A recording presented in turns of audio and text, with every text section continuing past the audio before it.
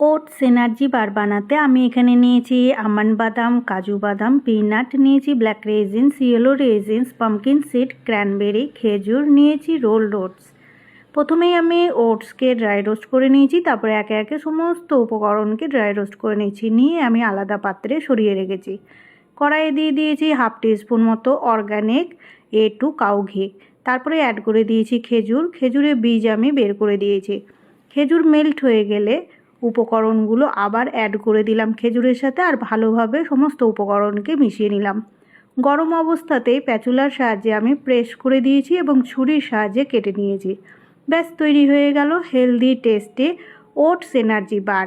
এই oats energy bar আমি কখনো এনজয় করি ইভিনিং টাইমে আমার ফ্যামিলির সাথে, অথবা কখনো ডিনার টাইমে।